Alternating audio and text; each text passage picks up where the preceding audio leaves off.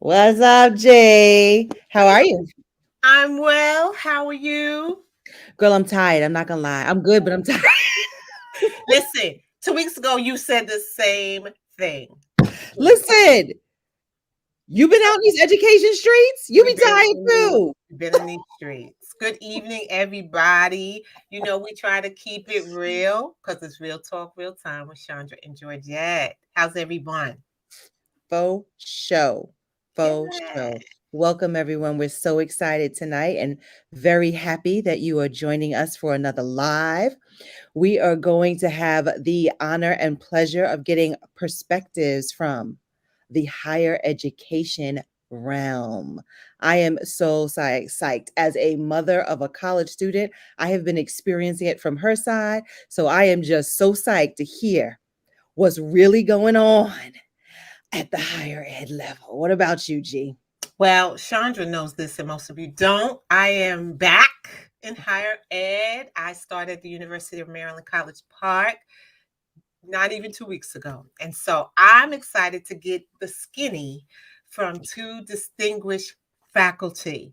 And so Chandra will introduce, and then we'll just get right on into the conversation. Woohoo! So, hailing from Northeastern University, we have Dr. Mounira Morris joining us.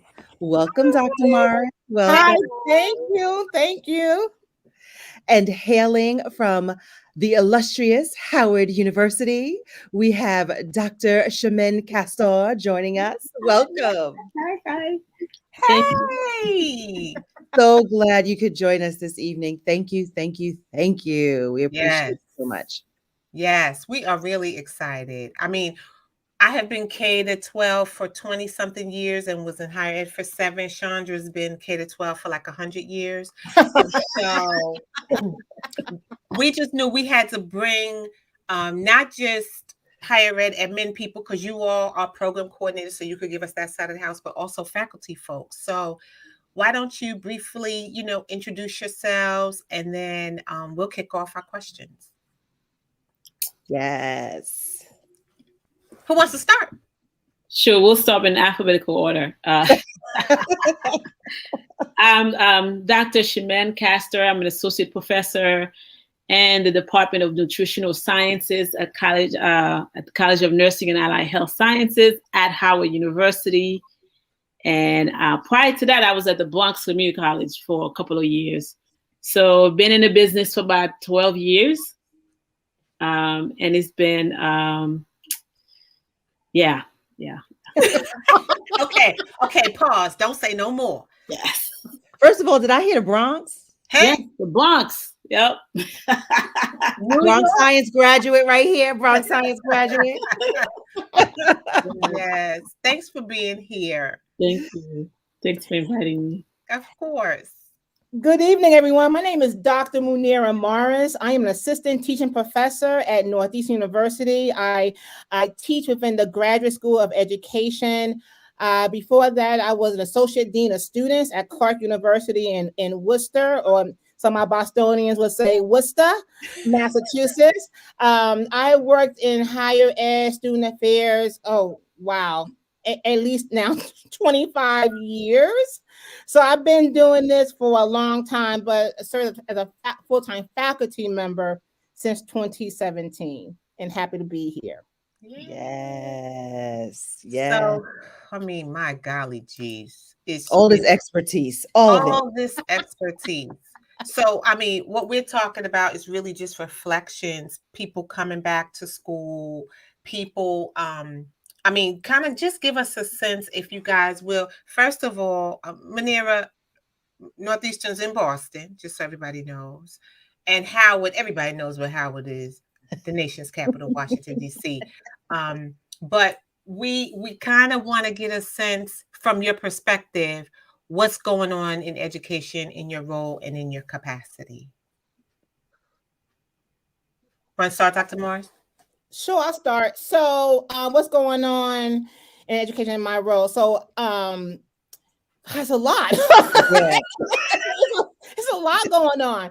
Part of it is So I teach in the master's program. I'm the co-lead for the MED higher ed program, but also a dissertation chair for several students. And so I say that to say that, working with adult learners, there's a lot going on. COVID it continues to impact my students, especially my students who are parents, guardians of our young people, and had to still deal with some sort of hybrid or remote learning, or even sending their child to school and then getting a phone call that it's a COVID case going to school, and so how that is affecting them as learners in my class. The other thing too is, a lot of talk been going on, I think, with COVID, in higher ed, but I also have to acknowledge that diversity, equity, inclusion is a major topic in higher ed.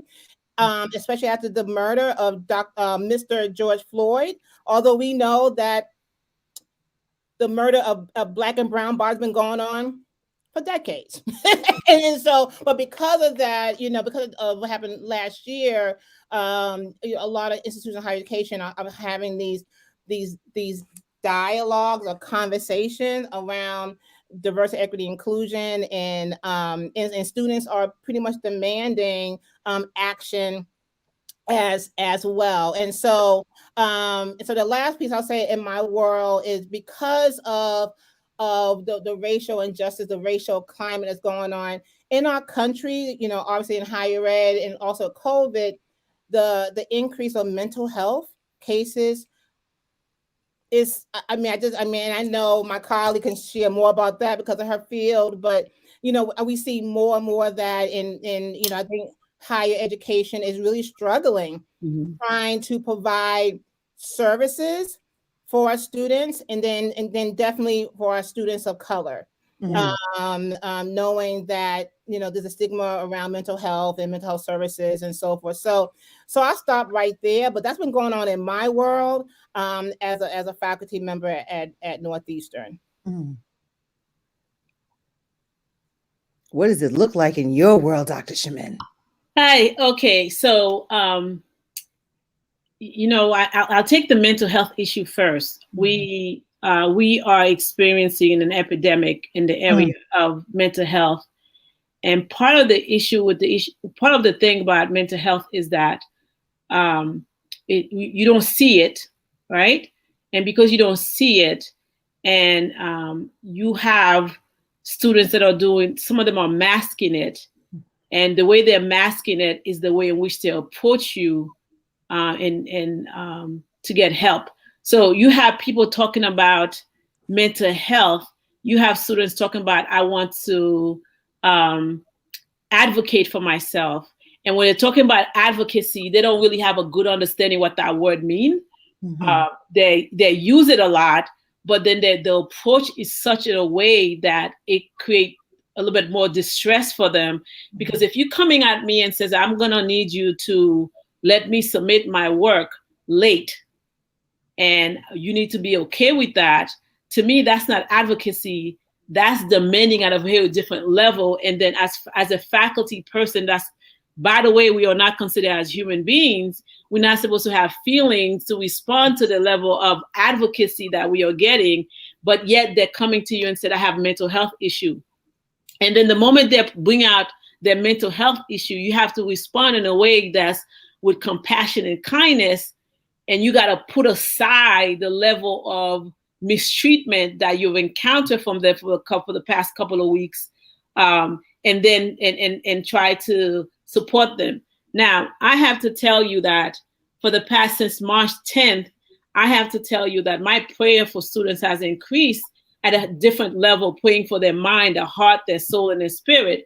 And I'm praying at the same time for faculty members, and I'm praying for me that when they submit, when they vomit, if I could use that word, they disrespect, I need to understand that it's really not their fault, right? It's not their fault. I need to understand where they're coming from. It got to a point where in our department, we actually hosted a couple of seminars addressing mental health. partly because we were seeing the result of it. We saw students that were fairly really good students education-wise in terms of learning were falling back and doing the assignment. And I'm one of the professors that from the first day you walk into my class, you know what is due all the way till December 3rd. Mm-hmm. You have the due dates, you have the time. And a matter of fact, I'm going to appreciate you some more. I'm going to put a calendar together for you, and I'm going to email you that calendar and tell you to put it up, because I'm going to, because I don't like lateness, right? I don't like you to submit the work late, because in my world right now, I'm teaching 4 classes. That's a lot.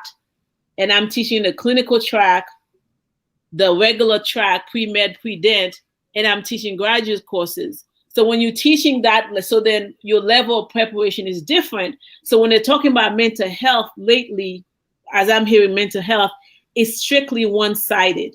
So much so, when we had the panel guy said to me, I need you to take a few minutes to woo-saw with the students and help them transition into your class.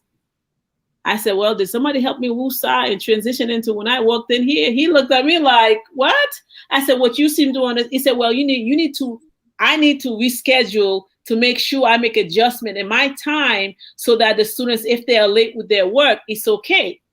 But listen to this. I'm teaching clinical track. There are competencies. I'm teaching non-clinical track. There's a different level of standards. I'm teaching graduate courses. That's a whole different beast. So then that means that I have to balance all of that, balance my child's life, my personal life. And then I need to also come to the circle, forget about my feelings, but focus on the students to be able to address mental health. But that student just sent you an email after she CC'd the president, after she CC'd the dean. Didn't talk to you first to find out what's going on.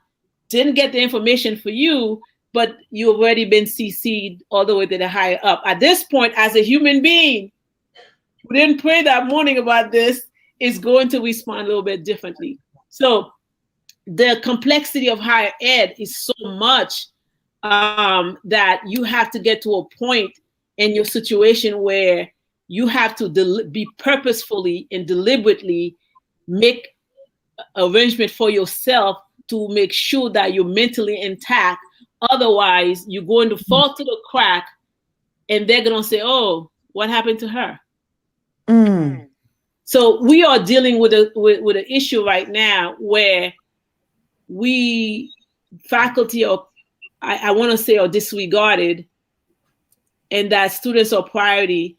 But why do we have to just make one priority, not the other? Why can't we all be priority? Instead, faculty are options. You know, Maya Angelou said, do not make anyone a priority, that make you an option. So you're making me an option, but you want me to treat you with everybody else with priority. So then what happened to me? So I know it sounds a little selfish that I'm saying what happened to me, but in order for me to be as effective as you are, I can't give you an empty barrel. That's right. You cannot give love to somebody that is not lovable or doesn't have love to give. It has to be balanced. And right now there's a disparity in the way faculty are being treated because they want you to take care of the students, and you have parents email you saying that, oh, you didn't do this for my daughter, when your daughter didn't tell me that there was a problem in the first place. Right. Yeah. So it's complex. You sound just like Chandra now. I mean, literally. Yeah. We started Real Talk, Real Time because of that very thing. Yep. When the pandemic started, everybody was talking about the students. Everybody was talking about how to take care of them. And no one was talking to the teachers or about how to take care of them. Yes. And that's so right. I'm surprised Chandra didn't beat me to the punch. But that's what we've been talking about. That's right. And that's exactly why we're here. And folks are real clear and in our live, and they're like, absolutely, we all need mental health, students and adults. It is not a selfish thing. There's no question about it. And so that leads me to question, because this is exactly why we are here. So what are you all doing as faculty and staff to support one another? We know what you're doing for the students, right? Because we all hands on deck, we get that. But what are you doing to support yourselves, to support your colleagues? Because it doesn't necessarily sound like there's stuff that's happening, on a higher level for you all. Or if there are programs in place, please let us know. but how are you taking care of yourselves so that you can, in fact, take care of the students and do what you want and need to do? Well, I mean, for me, so again, when this all started with, I'm talking about the pandemic, I'm talking about COVID. Although we know, I would say there's 2 pandemics going on, right? One is racial, at least 2. But I'm talking at least 2, right? But right now, I'm talking about COVID for right now. My institution, I forgot what they called them. I'm gonna call them mental health days. I know this they didn't call them that, but they literally shut down the campus. Like they literally shut down. No classes, don't come in the office, nothing, because people were just they were so emotionally drained. So we had several days where the president said, "That's it, just log off, don't come in. This is your day." But what I have done in the past is that there's 2 things. Now Northeastern is a predominantly white institution. I don't have the luxury of being at a HBCU. So you can imagine, as a Black woman, as a faculty member, that's a whole different conversation, right? So what I've done within my division is that I create a support group with all the other Black women faculty members, and where we connect via email, via Zoom, via Teams. Even before the pandemic, we would meet up, for graduation, but we'll meet up, have our own private dinners, what have you, just to connect. So we do that throughout the year. When something's going on in our personal lives, we are there for each other. I lost my father back in 2019. They came in, was there supporting me, even like virtually. So I have done that. But like my colleague said, I had to be selfish. The old school practitioner in me, I used to work, and Gorgette knows that I used to work from sun up to sundown, literally. I would get into work at 8:00. It would not leave my office until 11:00 at night, because I had to attend all the Black Student Union events. I had to attend blah, blah, blah events, to the point I was like, what am I doing for myself? So I have gradually learned that I need my own self-care, whatever that means for me. So for me now, I don't schedule any meetings on Fridays. Nah, it's out. What you're doing, none of your business. Okay? Because that's my time where I could do whatever I want. I may grade a little, who knows, but it's my time, because I am working nonstop from Monday through Thursday, but I need to do that for myself. So for me, that's what I do, and I decide what I want to do. So tomorrow, I'm meeting with a colleague, a Black woman colleague, to talk about some other stuff. Now that's it. It's my time. I am taking back my time, because if not, higher ed in general will run you to the ground. And one of my mentors said this to me a long time ago. I know you're trying to do all this so you can get the accolades, you get promoted, what have you. But Mounira, when you die, they're gonna send an email. Dr. Morris, sadness, blah, blah, blah, she passed away. The next day, they're going to put out an ad to replace you. And I said, that's real talk right there. That's right. Nah, not Mounira, and not today. So that's why on Friday, we'll keep it real. On Friday, that's what I do. Because what you're not going to do is kill me. Okay? Higher ed, and I love my students. I love my students. I am there for my students, but I have to be there for myself. Like my colleagues say, if not, I can't be there for them. I won't be effective for them. Mm-hmm. You know what I mean? So that's what I do for myself. I'm gonna stop right there. But good question. No, it's great, because we're always talking about finding your tribe, right? And so it sounds like you created your own tribe. Like there was a need to get together with some other faculty and say, listen, let's take care of ourselves, right? We talk about that all the time. This work is too hard to go it alone. You need to find your tribe. And if it doesn't exist, create one, just like you did, right? Yeah. And on the same side, we always talk about the fact that, listen, teacher self-care is not selfish. It is not. It is a necessary empowerment. Exactly. Okay? Because if I don't empower myself to decide what I need and how I need it and to what degree I need it, then like Chimene said, Dr. Castor said earlier, then I'm going to be out of sorts and I won't be in the right place for my students. So I applaud you for that. Mm-hmm. How about you, Dr. Castor? All right, so I'm going to add a little pepper into this conversation a little bit. So I know I'm in all HBCU, but I have an accent. And I have a different set of cultures I'm dealing with. And as a Black woman from a Caribbean country, that it's not personal if I tell you, Georgia, I don't like your sweater. And the next day I'm gonna say good morning to you and love on you like it's nothing, but you still holding on to the fact that I said I didn't like your sweater. So then you're gonna hold that on my face for the next 7 years. So what I'm experiencing, while I love my people, and Georgette will tell you, we came from New Paltz, a school that seems like it was an HBCU because the way we interact with each other. But I'm in an HBCU, and I know that once you heard my accent, you tend to dismiss me and thinking that I'm trying to take the pie, when actually I just want to share the pie with you because we're in the same boat, right? We're in the same boat because I know, and I'm going to tell you this, I know that when they were coming to try to shoot, they're not going to say, well, I'm going to take the Haitian woman out and I'm going to go ahead and shoot just the Black one. No, they're going to shoot all of us. But yet I sit at the table with you, you have a problem with me because my accent bothers you. So I'm experiencing some of that, and I'm experiencing it, and I'm in an apartment where half of us are from another country. We connect, we crack jokes, but I do hear higher up say, "Oh, she's from oh, your department is nothing but foreigners."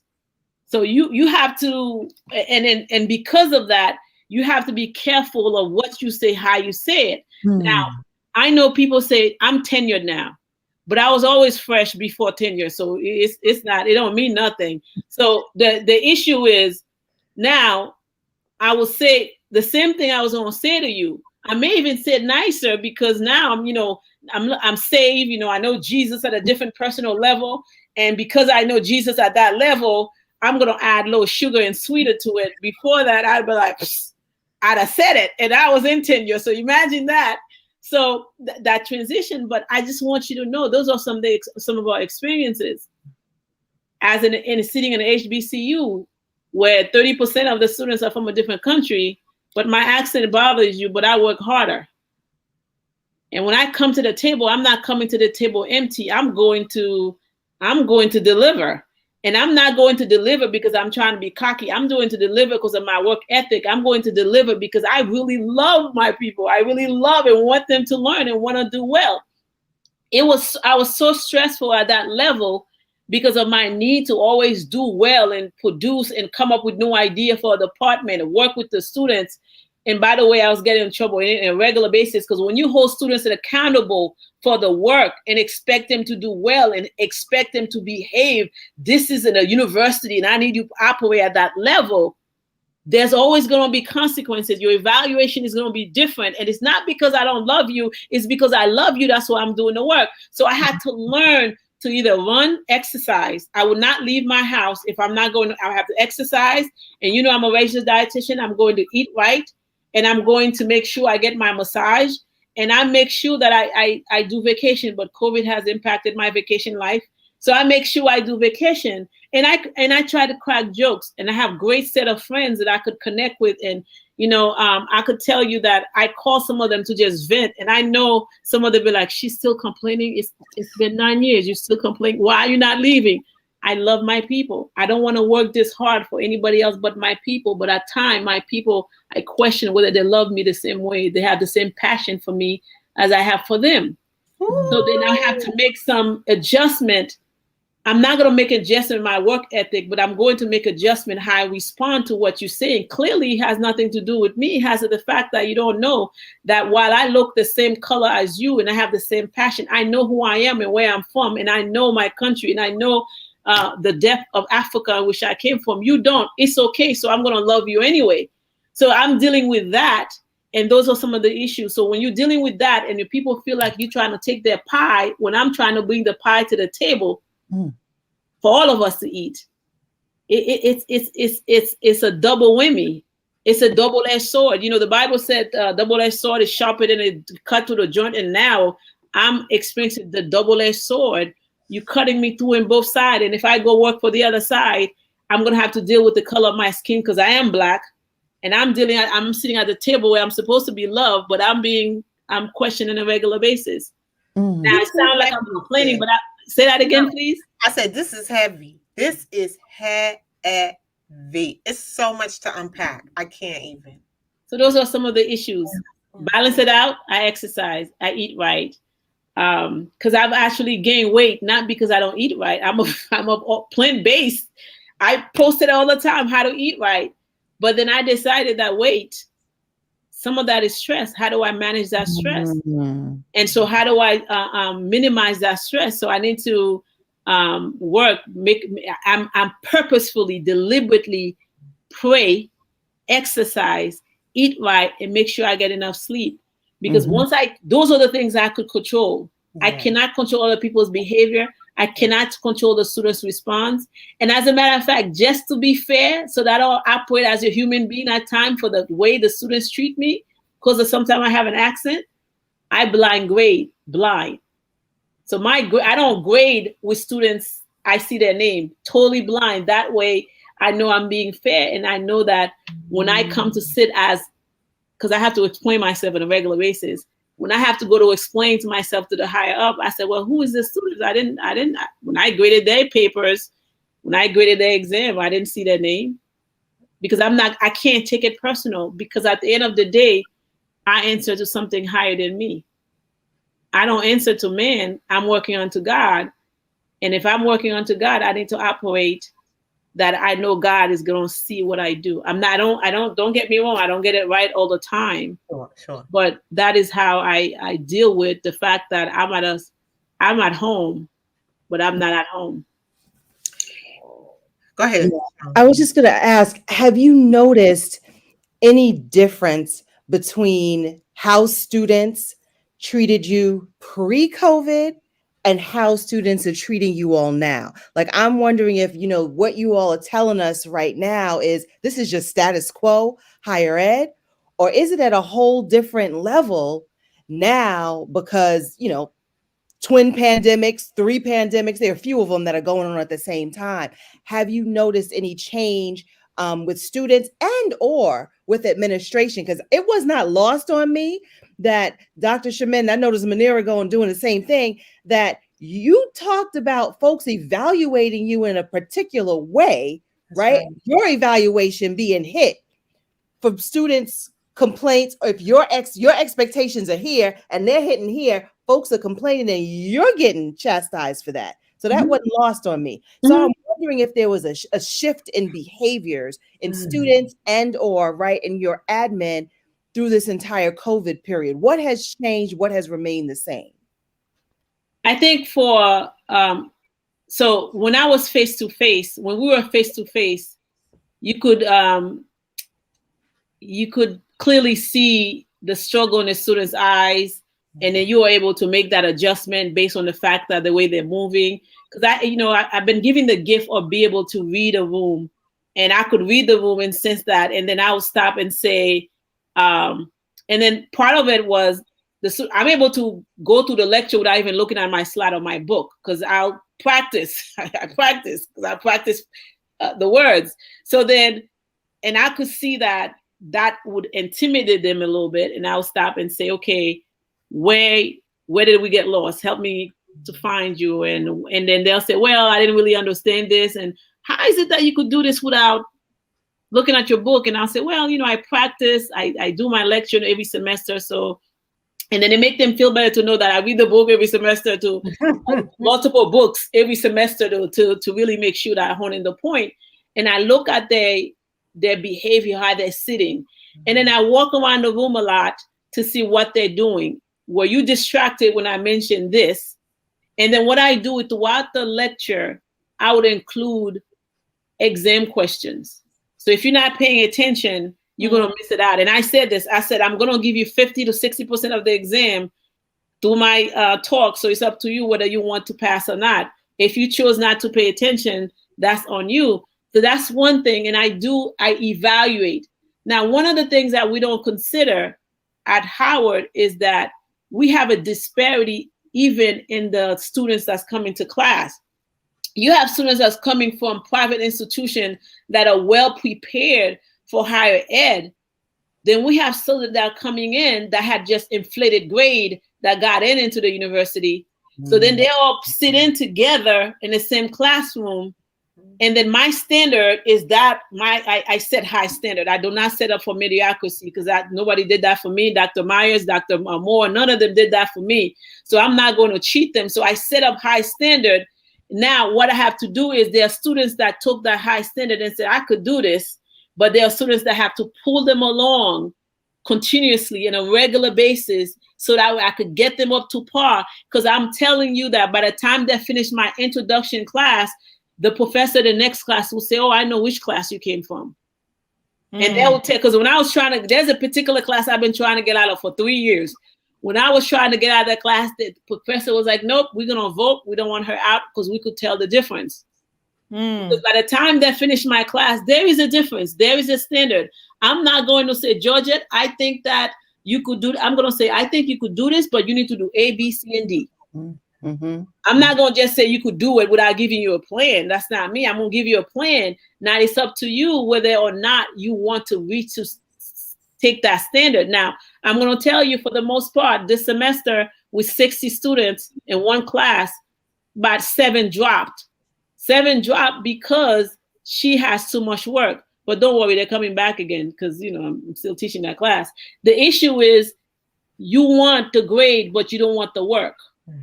So we are letting a group of students go without teaching them good work ethic and time management. As a matter of fact, the mental health people told us that we need to teach them time management. What? I don't have time for that. So that's one aspect. When we were face-to-face, administration hold us accountable for every little complaint. It must be your fault. It must be the way you're teaching. It must be something you're not doing. Now we on, we virtually, you need to be compassionate. You need to give him this. You need to give that.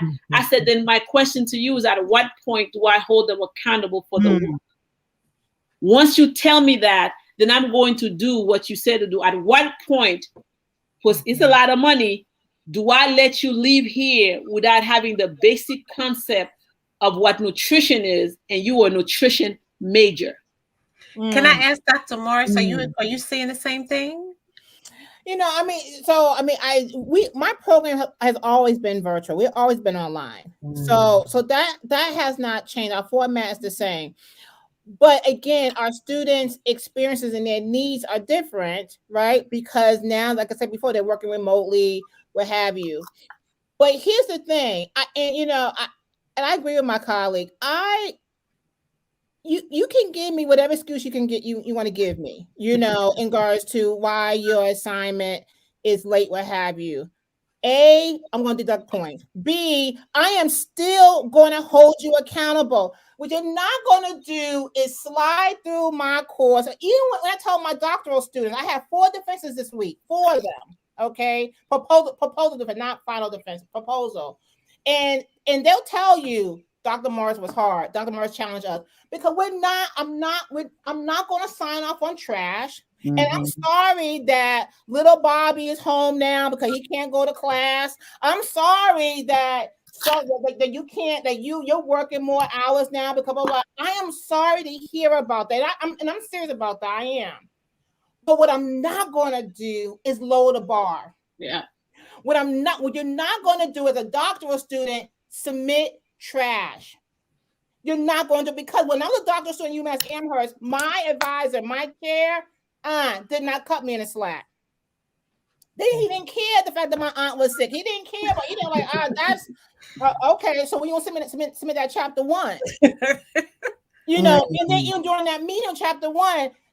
Back then, I graduated like a long time ago. It was like the red ink, right? Boom, boom, boom, boom, boom, boom, boom, boom. Come back to me next week. So I take that and I challenge my students. And I'm sorry that COVID is going on. And guess what, y'all? I don't see COVID going away anytime soon. Okay.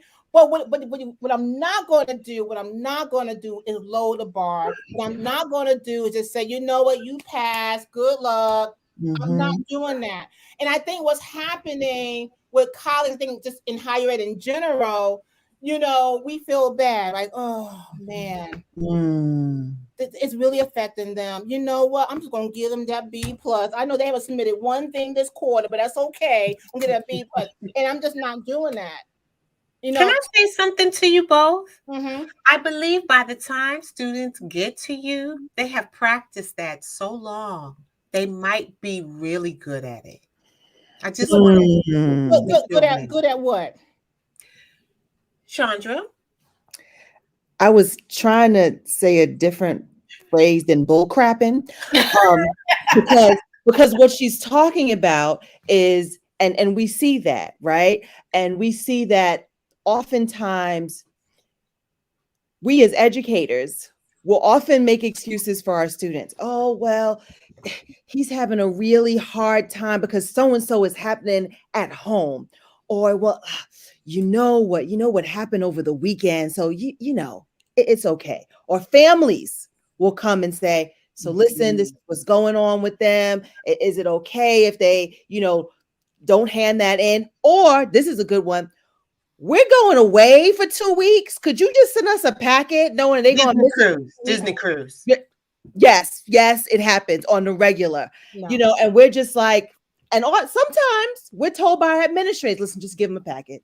Just give them a packet, just pick up whatever. Well, I can't catch them up for those 2 weeks because school isn't like that anymore. Just give you a book, you go read it. It's not like that, right? There's all this interactive stuff. Yes. But we are told, listen, so that by the time they do get to you, they have had several years of, if I just say this the right way, if I lean the right way, if I have my mama say, well, they'll allow me, right, to kind of what they wouldn't consider sliding, but we do. It really is on some level for some people a true learned behavior, and it has worked for them.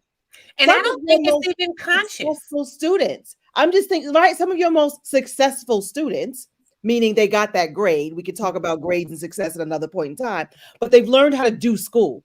Yeah. They've learned how to do school. Yeah, I'm not sure when they condone it. I think we're just warning you that it's not personal. And I don't think it's in isolation because you both just shared the same scenario. Yeah. But we as educators, K-12, when if you say, like you said, Dr. Castor, with the guidelines, the expectations, the timelines, and then people are like, well, the kids will tell you, you're the only one giving homework on Friday. Yeah. Nobody else did. What? And I say, I give homework on school days. That's what I used to say in my class. It's Friday a school day. Are y'all here? But then you're getting homework. Okay. Yep. But that would be considered faux pas. I don't care. I don't care what they learn in K through 12. What they're going to learn, though, they're going to learn today in my class that I don't care. I'm not going to, again, lower my standards, change the way I teach because of what they have got away with K through 12 or even classes in higher ed before they got to me. Mm-hmm. I'm not going to change who I am as an educator because I want my students to learn something. I'm going to challenge them. Yeah. They're just not going to skate by and like, oh, she's done in those 12 weeks. Absolutely not. So, as you were talking, Georgette, like, well, maybe we need to do more partnership or more collaboration, more conversation, discussion about how can higher ed and K-12 work together. Because I can just imagine in my colleagues' class, whatever you learn at blah, blah, blah high school in Boston, you better get your mind right before you go into her class. So then you have the parents that come to you, well, I'm paying tuition. Yes. I had a parent, I'm not kidding you, this semester, I had a senior that's graduating and both conference call, her mama was on the phone, was in a Zoom call. I'm paying a lot of money for this tuition. And I said, ma'am, your child have not submitted work since September 6th. It is now the end of September. And you are telling me I'm going to write to the president, WAYNE.Frederick. I mean, like, because I get to a point where like I can't care about who you're going to contact when you have not submitted a work. So by the time she submitted the work in October, she said to me, well, I see that I have a 43. I said, let me check, because, I grade blind. I said, yes, you didn't do the work. Well, your syllabus was not clear. I said, but it's written there with the date and time. So then her aunt said, well, it looked like there's a miscommunication. No, there isn't. No. There's no miscommunication to the fact that this is a senior student graduating December, telling me that you did not check the syllabus to see what you're responsible for, and your mama and your auntie on the Zoom call blaming moi. No, ma'am, that is not what. So I hold you accountable, but I also have to hold the parents accountable. I have to hold the parents in their email, because I always have to justify. I have a story for you guys. You think I'm making this up. Student, this was a hybrid class pre-COVID. Last time the students checked in class was September 15th. I know that because it was 3 days after, 3 days after my birthday. So, and then, with Blackboard, you could tell yes, logging into the class. Yes. This December 5th. Did I tell you from December, the student got a F. You haven't submitted any work. The mother call cussed me out. How I did not allow her son. And mind you, I do this once a week. I send an email. Hey, don't forget you have this. So when the mama came to curse out and tell me that the son has been emailing me, find out the son sent me an email. My name, C-Cast, T-E-R instead of T-O-R. Wrong email, cussed me out for not responding. Everybody else responded except Dr. Carter. I said, who is Dr. Carter? I'm Dr. Castor. Then the students responded, now that you have asked, because at this point, they send an email to the dean, to the president, to the provost. Now that you have the right email, what you going to do about it? That's the student. Wait, I can't. Yeah, I'm confused. Yes.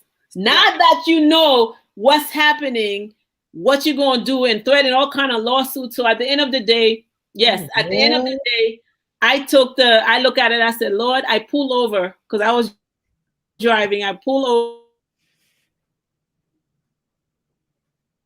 Oh my God. You in the middle of a good story too. You just went out. But these stories, unfortunately, same what we were just saying, Dr. Morris, like, these are bad habits of our culture.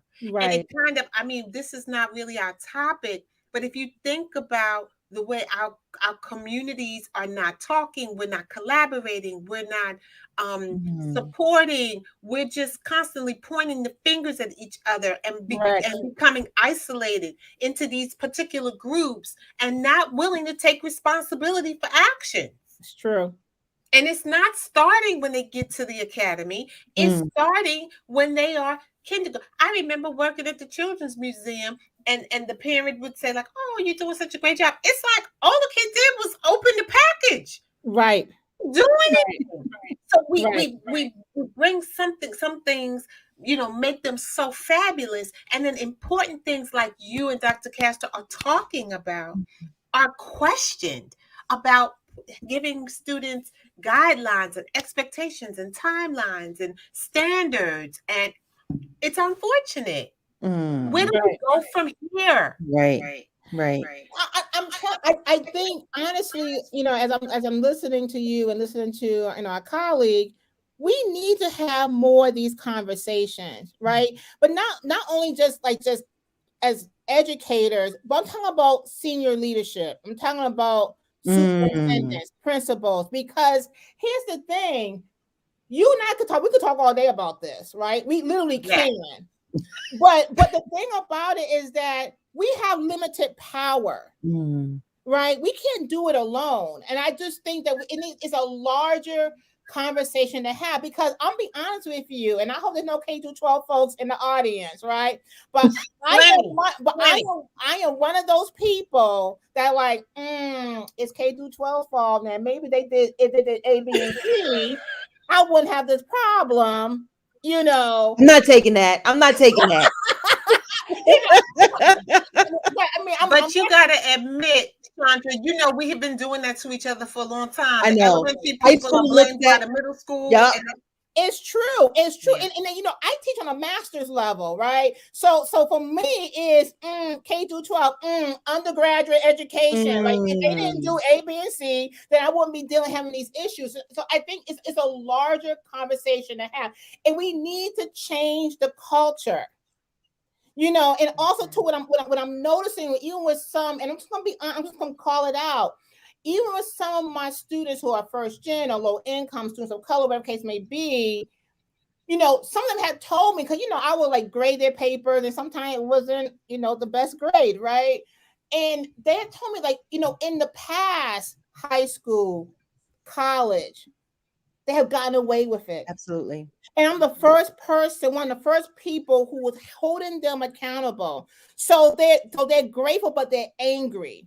Because they wish they had learned this before they got to this master level course. And that's what I'm saying. We need to have larger, these macro level conversations. Seriously.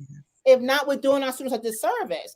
All of our students, not just that particular population. We're doing a disservice. Right. And to have these you know, I just remember working in a K-8 school, and at some point in time, we began to have these conversations, right? Like first grade need to sit down with second grade need to sit down with third grade, right? And so what I'm hearing is, right, our elementary needs to sit down with our middle school needs to sit down with, right, and so on and so forth. And it's so interesting to have this conversation today, because I was having a conversation with teacher preparation colleagues about how pissed off a lot of our teachers are, and I'm sure this is across the board, but I'm going to speak for Massachusetts, right? Graduate college, graduate their teacher prep, can't pass their MTELs because of gaps they have in their education from K all the way through college, right? They graduated, and some of them, quite frankly, with honors, but they still are experiencing all of these gaps, which goes back to somewhere along the line, folks was like, that was okay. That was good enough, right? It's fine. You're fine. You know, that sort of thing. And it's just like, now they're pissed off. Right. So. But also, thinking about this a little deeper too, and Chandra, I think you mentioned it. Sometimes it becomes the culture of a school system. They don't want to deal with the parents. They don't want to deal with the comments. They don't want to deal with the school board, the school board members who are saying, who is that teacher? Why are you so hard? Why isn't anybody passing? And then you have the teacher who's saying, I'm trying to hold them accountable. I'm trying to ensure that they know how to write. I'm trying to ensure that they know how to, you know, whatever the case might be, but they are being held to a standard of others who are not setting the same expectations. And it's really a challenging point, because I remember even the conversation about if a kid in the first semester fails, do they have a 0, a 25, or a 50? Right? This is all philosophy. As a math person, I will give them a 50. Why? Because if I give you a 23, you're never getting out of that hole. That's right. Right. But I'm going to give you a 50. Now, a college faculty person might say, what? Right. Oh, 50? Right. Okay. But the reality is they're children. Right. You know, they need the opportunity to show success. So if I use the standards that I used in my earlier years of being a math teacher, oh yeah, you're going to have a 23 on your report card. And I'm going to have my neck wound up. But then after years and years of seeing that those kids are now 3/4 in my class like this, because they got a 23, they don't even feel, no matter how many assignments I give them, they're not going to be able to get out of the hole, right? Right. So it's you see what I'm saying? Yeah. But it is a conversation that it has its place, and it's really, really, really important that we do talk to each other, because I could see the frustration that you all are experiencing, but then the fact that we got kids, their frontal cortex ain't even developed enough to be able to, you know, kind of understand that me giving you an F does not mean you're not a good person or that you can't succeed. Like, think about all of that that's going on at the same time. So, yeah. And then the other thing too, and I hope she comes back on. As she was talking, as she was speaking, I was just thinking about the research that's out there, how faculty of color, how they are evaluated, compared to our white colleagues, right? In course evaluations. So I know some colleagues just in general, like in higher ed in general, who are junior faculty members, right? Who are junior faculty members, and some of them are concerned about their course evaluations because of the weight, right, in regards to promotion. And so for some of them, they may say, this student may not deserve a B, but I'm going to give it to them anyway because I need some positive course evaluations. I want to get. I know friends, colleagues who literally used to think that way because they were so concerned about their evaluation. I'm in a non-tenure track position, so it's a little bit different. But I know some tenure track faculty who are just so concerned about this. So going back to what you're saying, Georgette, for some of them, they may just still pass that student because they're concerned about the results. Yeah. Wow. Yeah. Your evaluation is a reflection of you, not the student, what the student is doing, but what they think you are doing. So can I ask a question about that? When you say the evaluation, you're literally, and I'm just making sure it hasn't changed, you're literally talking about the questionnaire that the students are asked to fill out at the end of the course. That's wow. Yeah. And the issue, what most faculty don't understand, you get that evaluation like right smack in the middle of the semester, a stressful time where you expect him to do work, finals. And for those that didn't do the work, begging you for a grade, they are not going to give you a positive evaluation because if you're promising them that A, so this is like grades are due this week, the evaluation is due the week before. They're taking an exam, they haven't done the work through the semester, they get to evaluate your performance. So what I did was, and a friend of mine did this to me in a book that I read, How to Gain Tenure Without Losing Your Soul. I had to make a decision whether it's the tenure or the fact that I'm held accountable to a different higher power. So what I did was I was teaching clinical. So when we started teaching the clinical program, we had a 50% board pass rate. So when I came on board for 4 years straight that I was running the clinical program, we were at 100. Now to do that 100, I needed you to come to class on Saturdays on my time to help you catch up to the area of your weakness, because I'll do the evaluation. And I had to take tenure of that aspect of the evaluation off the table, because otherwise I was not going to be able to be effective. I was just going to give you grades. So then after doing that, after making peace with that and started holding students accountable, I have a sign at my door that says, if you're looking for mediocrity, that's not the right door. But this is the door where they have high standard. My expectation is you pass that board exam the first time you take it. So then the students will read that, pull back, and like, what does that mean? So then I had students that accused me I didn't love them. So then the chairperson came to me and said, well, Dr. Castor, the students not feeling loved by you.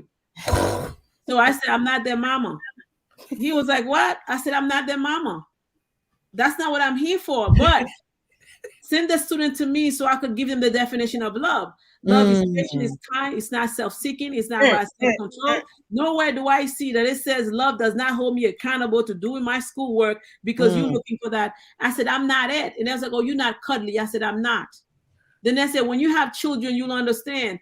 No, I will not, because I'm going to make sure my son understand the fact that he has a standard.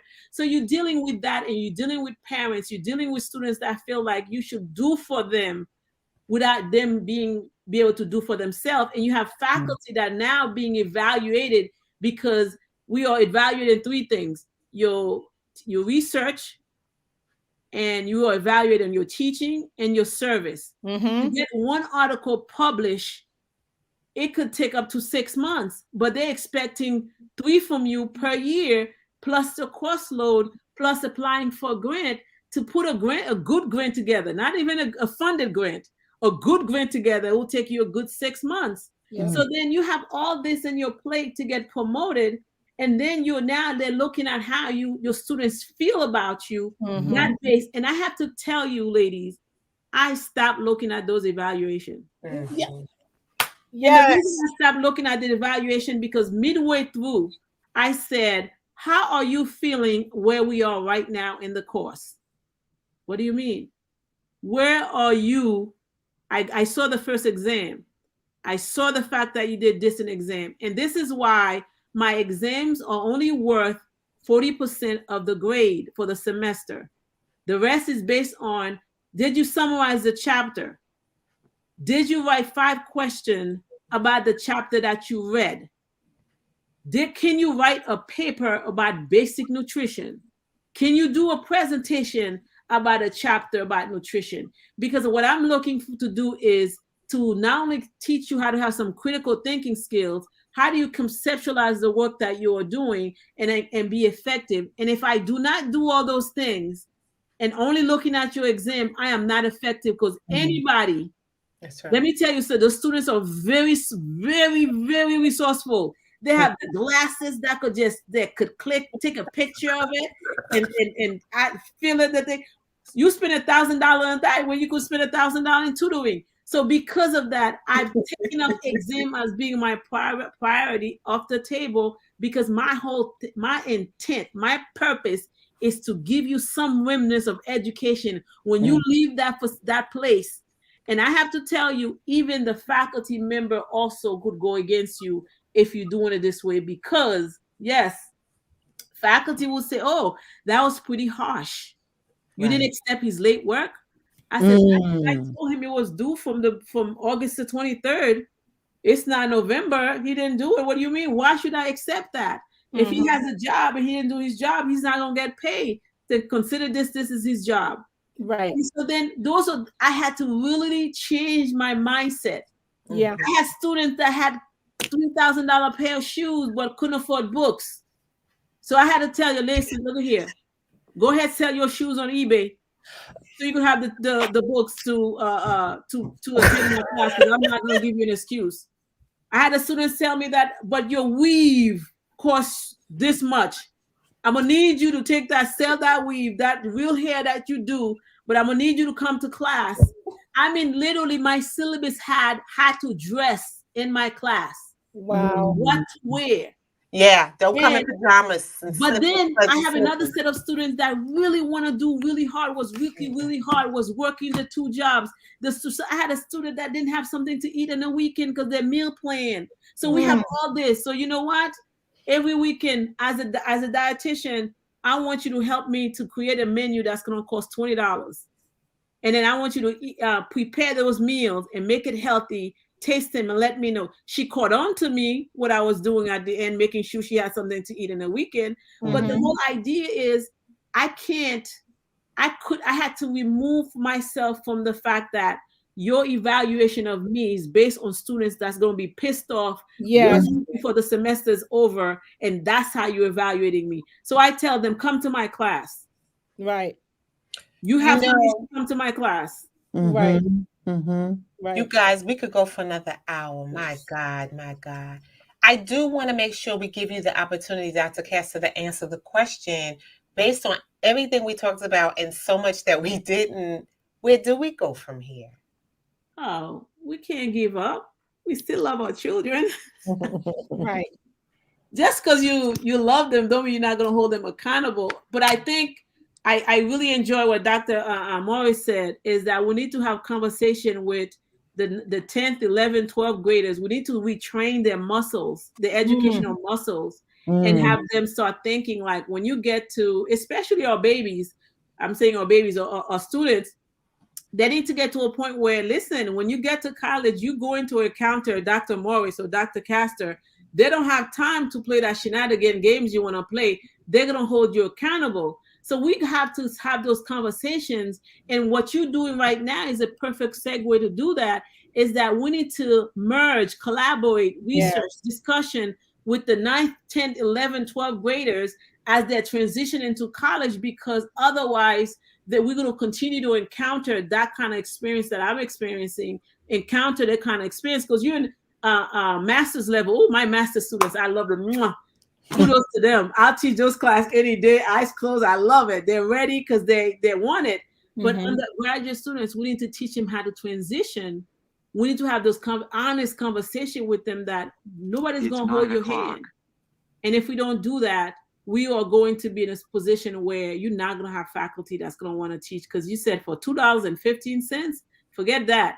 Because by the time you finish grading, preparing class and exam, and you have an employee, it equates to $2.50. So we are not in it for the money. We're in it for the passion, because that's what God is calling us to do. So if we're going to do it, we got to do it right, but we're going to have the conversation. She done dropped the mic right there. I mean, boom, boom, boom.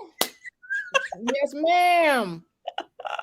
So let us know when the conference is. We ain't gonna put the conference together.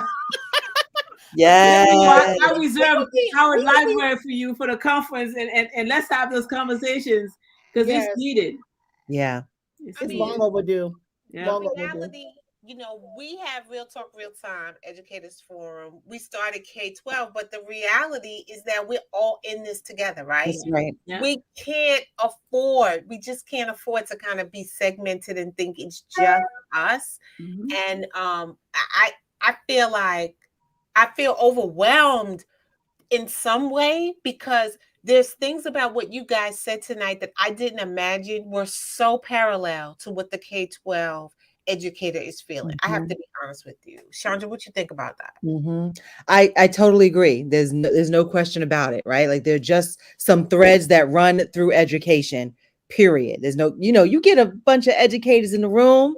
Listen, we're all doing like, yes, right? Yes. Because we can all relate, going up, which is also kind of mind-blowing when you think that your kindergarten students and your middle school students and your higher ed students are exhibiting the same behavior throughout their time, right? So there is some aspect of they're learning this. Yeah. There is some aspect of system, right? Yeah. Is teaching, is supporting, is, somehow pushing this deal all the way through. It clearly is not resting in the laps of our children.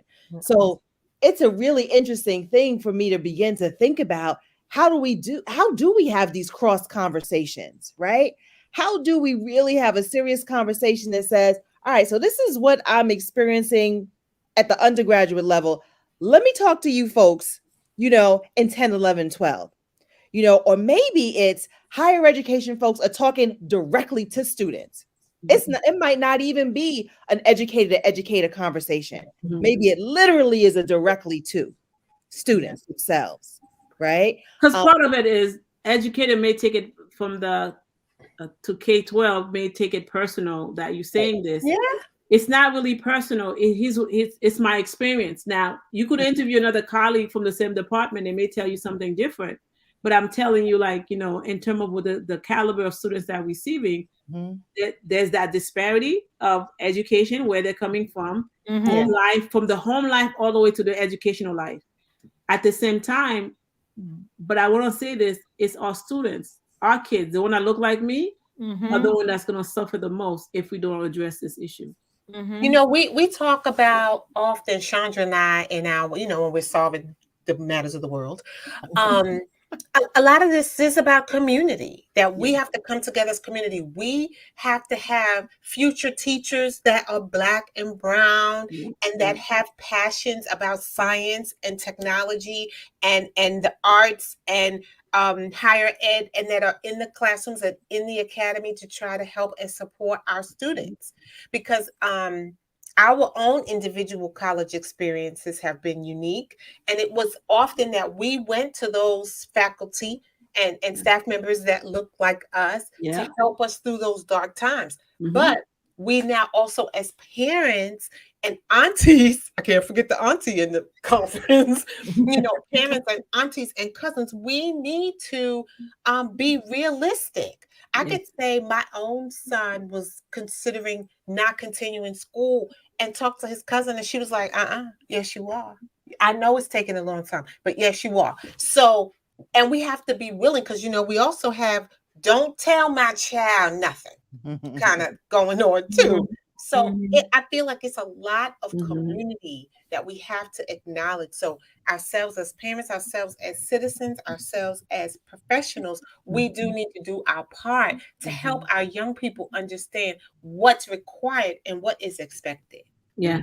And I think the other part too is that we can't forget where we came from. Right. We can't that, and I know so many folks who look like us, they have, they have accomplished whatever, they have achieved whatever the goal and forgot where they came from. Yeah. I'm not seeing, I'm from Boston. I'm not seeing them going back to Roxborough, Dorchester, Mattapan, or whatever case may be, and we need the children who look like us to see people who look like, come back and say, this is what I did. This is what I learned. I want to mentor you. And we need that. We need more mentoring. We need more guidance. We need more advice. We need to provide that for our young people. The one thing I'll say this, and I'll be quiet. I promise you. When I worked at North Star Academy, it's a charter school in Newark, New Jersey, most of the kids will look like us. And what we did is that we brought alumni back. And matter of fact, we told the students at the time they were seniors, before you go off to college, you need to come back and give back. Yeah.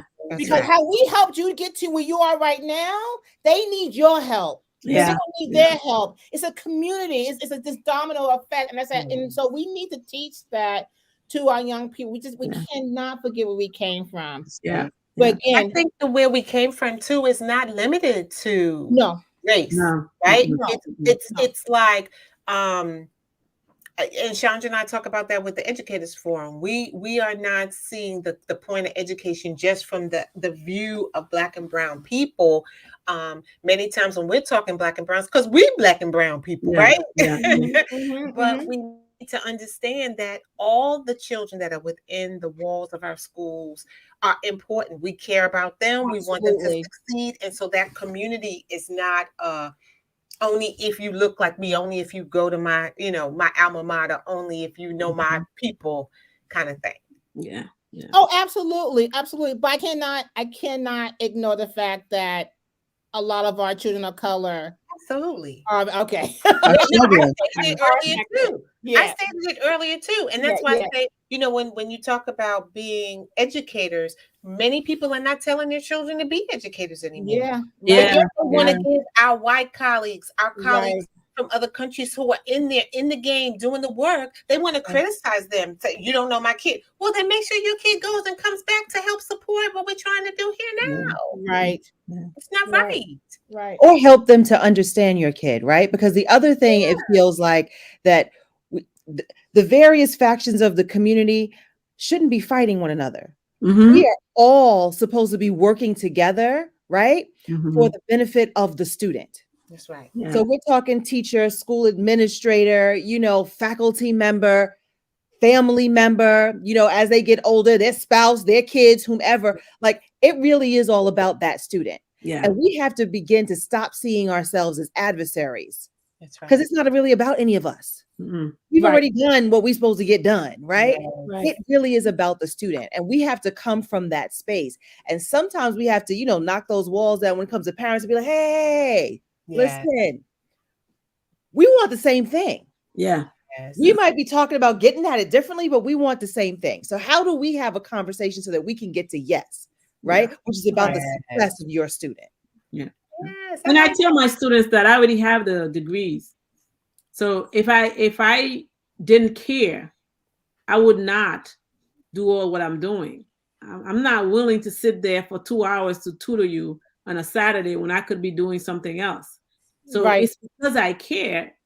Somebody poured into me, I want to pour into you. Or when the students say, oh, I have to work. I said, oh, listen, when I was at New Paltz, I worked from 11 p.m. to 7 in the morning, Monday to Friday. And then I said, but it means that I need to make sure I do my work. It didn't, my professor was like, oh, okay, well, you're working. I got it. You don't have to submit your work. And I was giving some names. I had some fantabulous professors, Dr. Myers, Dr. Moore. They are some great individuals that cared, but they still held me accountable for the work. Right. You seem to think that just holding you accountable is a sin. I'm not sure where you got that from, and when your mama want to call, I said, give them my number. I'm willing to talk. I'm not afraid of mamas. You could pay all the tuition you want, but I financially equated to them $700 per credit. And your kid bring you a D.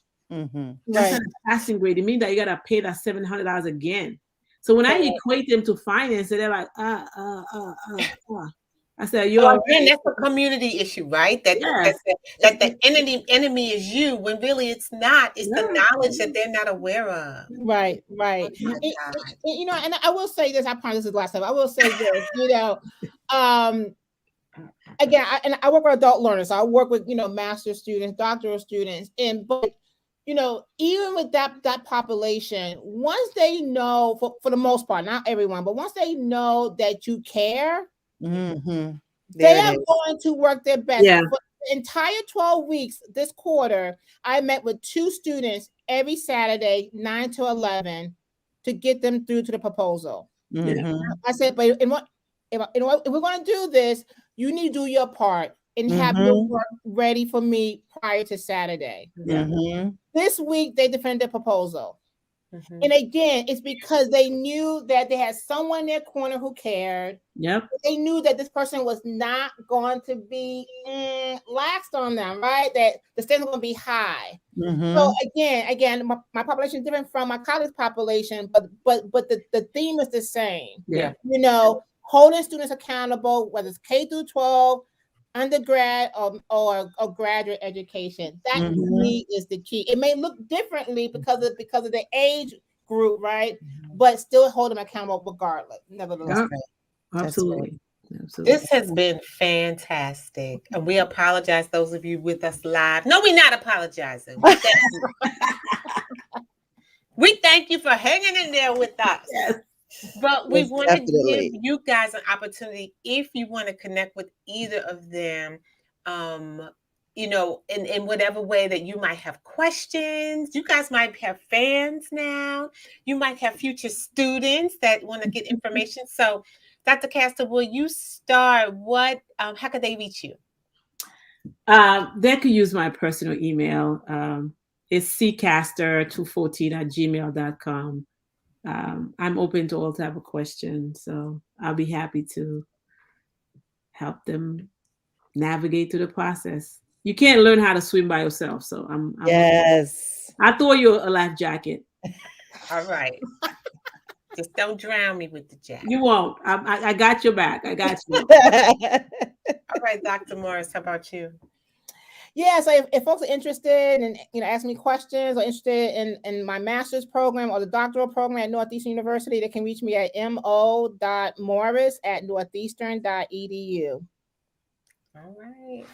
We got to have them back, Chandra. Yes, most definitely, most definitely. And sending a big shout out to our audience, you know, and just some folks who have dropped some info: Darielle, Michelle, Liz. Yes. Thank you for joining us. Deidre, thank you for joining us and your words of wisdom, most definitely. So the two of you definitely are going to have to check out the questions and the comments. Tiff, thanks for joining us.